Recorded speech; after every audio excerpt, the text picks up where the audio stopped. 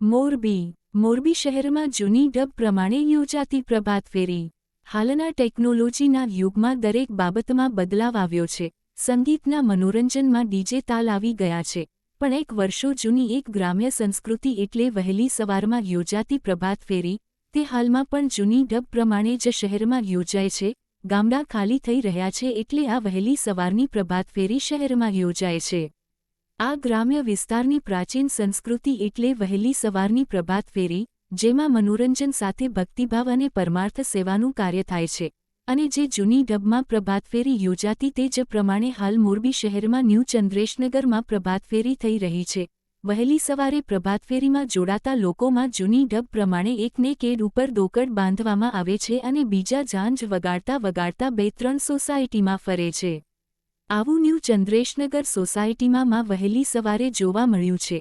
એકને કેડ ઉપર દોકડ બાંધવામાં આવે છે અને બીજા ઝાંઝ વગાડતા વગાડતા વગાડતા ફરતા હતા। તેની સાથે રહેલા 2-3 ભાઈઓ ચકલાચણ અને ગાયો માટે રોકડ રકમ ઉઘરાવે છે। શહેરમાં બહુમાળી એપાર્ટમેન્ટ હોય, ઉપરના માળે રહેતા હોય તેવા લોકો દોરીમાં થેલી બાંધીને નીચે મોકલી આપે છે। તે વસ્તુઓ આ ભાઈઓ થેલી સંભાળીને લઈ લે।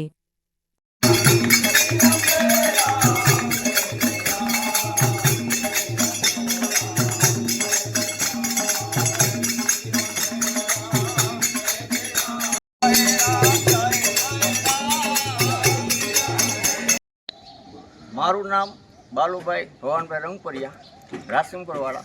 અને આ જે અમે ચકલાની ચણ માટે જે પ્રભાત ફેરી ફરી છે એ ન્યૂ ચંદ્રેર સોસાયટી બળિયા હનુમાન ધૂન મંડળ દ્વારા આ કાર્ય કરી, અને છેલ્લા લગભગ 15 વર્ષ થયા આ અમે કાર્ય સંપન્ન કર્યું। અને જ્યારે એક સોસાયટીમાં ફરતા હતા ત્યારે બીજા સોસાયટીવાળાએ અમને એમ કહ્યું કે તમે અહીંયા સુધી આવો તો અમારે પણ આ 5 આંગળીએ પુણ્ય કરવું।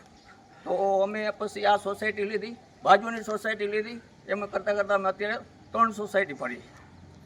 તો એ નિમિત્તે કોઈને 5 આંગળીએ પૂર્ણ કરવું હોય તો આ સત્કાર્યથી થઈ શકે છે। કોઈને ટાઈમ હોય કે ન હોય તો અમે જ્યારે આમ નીકળી ત્યારે કોઈ 5 આંગળીએ પરમારથ કરે, એટલા માટે અમે આ સત્કાર્ય કરી રહ્યા છીએ।